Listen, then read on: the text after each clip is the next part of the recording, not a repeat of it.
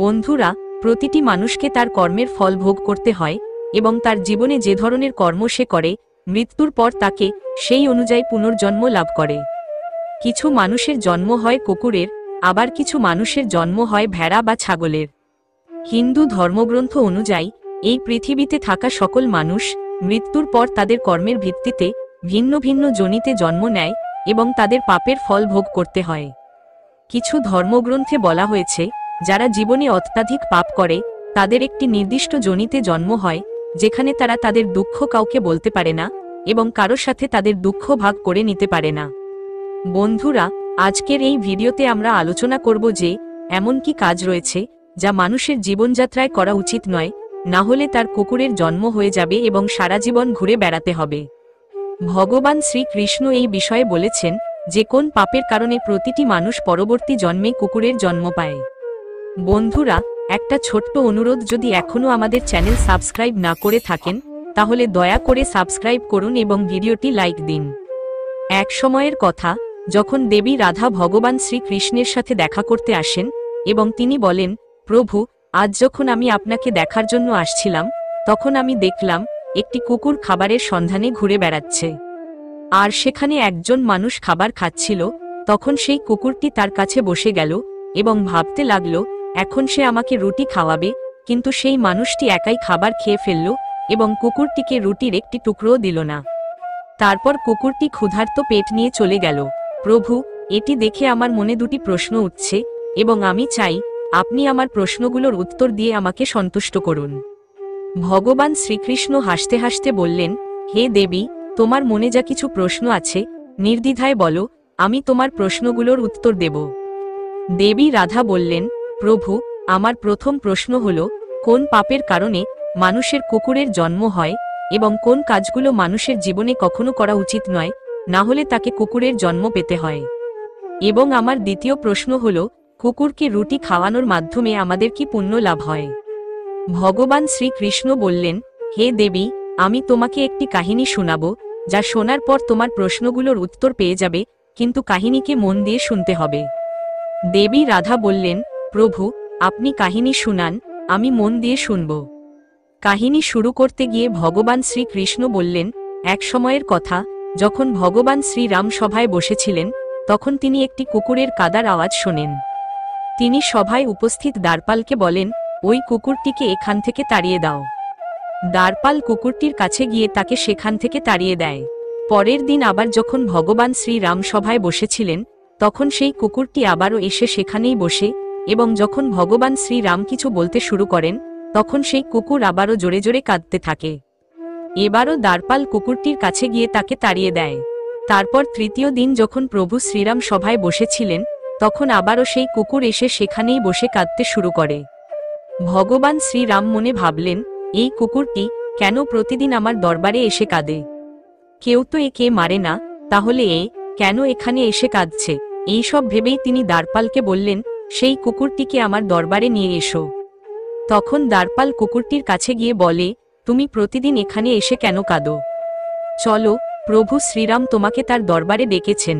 কুকুরটি বলল, হে মুনিবর, আমি একটি কুকুর এবং কুকুরদের জন্য মন্দির, রাজভবন, রান্নাঘর এবং গোশালার মতো পবিত্র স্থানে প্রবেশ নিষেধ। আমাকে অপবিত্র হিসেবে ধরা হয়, এজন্য আমি প্রভু শ্রীরামের দরবারে যেতে পারি না। তুমি প্রভু শ্রীরামকে বলে দাও, যদি তিনি আমার সাথে দেখা করতে চান তবে এখানে আসুন, কিন্তু আমি সেখানে যেতে পারবো না।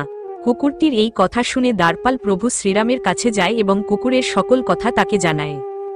এরপর প্রভু শ্রীরাম কুকুরটির কাছে আসেন এবং বলেন, তুমি প্রতিদিন আমার দরবারে এসে কেন কাঁদো? আমার দ্বারপাল কি তোমাকে মারধর করেছে, অথবা আমার কি কোনো ভুল হয়েছে? কুকুরটি বলল, না প্রভু, আপনার কোনো ভুল হয়নি এবং আপনার দ্বারপালও আমাকে মারেনি। তখন প্রভু রাম বলেন, তাহলে তুমি প্রতিদিন আমার দরবারে এসে কেন কাঁদো? কুকুরটি বলল, প্রভু, একটি সন্ন্যাসী আমাকে পাথর দিয়ে মেরেছে, যার ফলে আমার একটি পা ভেঙে গেছে, এখন আমি ঠিকমতো হাঁটতেও পারছি না। আমার খুব ব্যথা হচ্ছে প্রভু, এজন্যে আমি আপনার দরবারে এসে কাঁদছি। আমি শুনেছি আপনি সকলের বিচার করেন, তাই প্রভু, আমারও বিচার করুন এবং সেই সন্ন্যাসীকে শাস্তি দিন। কুকুরটির এই কথা শুনে প্রভু শ্রীরাম খুব দুঃখিত হলেন এবং তার সেনাদের বললেন, সেই সন্ন্যাসীকে আমার দরবারে নিয়ে এসো, আমি তাকে অবশ্যই শাস্তি দেব। এরপর সেনারা সন্ন্যাসীকে প্রভু শ্রীরামের দরবারে নিয়ে আসেন। তারপর প্রভু শ্রীরাম সন্ন্যাসীকে জিজ্ঞাসা করলেন, এই কুকুরটি যা বলছে তা কি সত্যি? তুমি কি এই কুকুরটিকে পাথর দিয়ে মেরেছ, যার ফলে ওর পায়ে অনেক ক্ষতি হয়েছে এবং ও এখন খুব ব্যথা পাচ্ছে, ঠিকমতো হাঁটতেও পারছে না? এ কি অপরাধ করেছিল যে তুমি একে এত বড় শাস্তি দিলে যে এর পা ভেঙে গেল?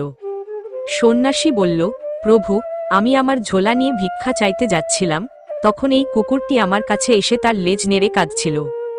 যখন আমি এটিকে খাবার দিতে পারলাম না, তখন এ আমার ভিক্ষার অন্য ছুঁয়ে ফেলে, যার জন্য আমি রাগ করে পাথর তুলে মেরে দিই।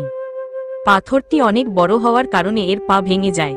সন্ন্যাসীর এই কথা শুনে প্রভু শ্রীরাম খুব রেগে গেলেন এবং সন্ন্যাসীকে বললেন, এই কুকুরটি একটি নিরীহ অজ্ঞ প্রাণী। ও তার পেট ভরার জন্য এমনটি করেছে। এর এত জ্ঞান নেই, ও জানে না যে কারো অন্য ছুতে নেই। কুকুরটি এমনটি করেছে, কিন্তু আপনি তো একজন সন্ন্যাসী, আপনার জানা উচিত যে কোনো জীবকে এভাবে হত্যা করা উচিত নয়। তবুও আপনি এই জীবটিকে হত্যা করেছেন, তাই অপরাধ কুকুরের নয়, বরং অপরাধ আপনার। আপনি এত বড় জ্ঞানী হয়েও এই কুকুরটিকে মেরেছেন, তাই আপনাকেই অপরাধী হিসেবে গণ্য করা হবে। এরপর প্রভু শ্রীরাম কুকুরটির কাছে বললেন, এই সন্ন্যাসী তোমার অপরাধী, এবং এখন তুমি বলো এই সন্ন্যাসীকে কি শাস্তি দেওয়া উচিত? কুকুরটি বলল, প্রভু, এই সন্ন্যাসীকে একটি নগরের রাজা করে দিন। প্রভু শ্রীরাম বললেন, ঠিক আছে, সন্ন্যাসীকে একটি নগরের রাজা করা হবে। এরপর সন্ন্যাসীকে সুন্দর পোশাক পরিয়ে একটি ঘোড়ায় বসিয়ে একটি প্রাসাদে নিয়ে যাওয়া হয় এবং তাকে একটি নগরের রাজা বানানো হয়।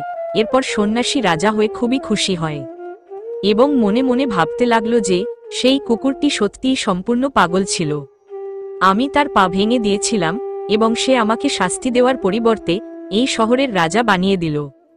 তারপর এই বিষয়টি কেউই বুঝতে পারছিল না যে কুকুরটি সন্ন্যাসীকে শাস্তি দেওয়ার পরিবর্তে তাকে শহরের রাজা কেন বানালো।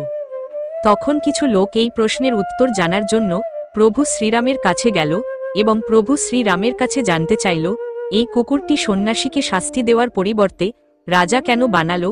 সন্ন্যাসী তো কুকুরটির পা ভেঙে দিয়েছিল। এই কুকুরটির তো সন্ন্যাসীকে শাস্তি দেওয়ার কথা ছিল। মানুষের এই কথা শুনে প্রভু শ্রীরাম বললেন, এই প্রশ্নের উত্তর তো তোমাদের সেই কুকুরই দিতে পারে, সে শেষ পর্যন্ত কেন এমন করল। তখন সবাই কুকুরটির কাছে গেল এবং তাকে প্রশ্ন করল, আপনি সেই সন্ন্যাসীর সঙ্গে এমনটাই বা কেন করেছেন?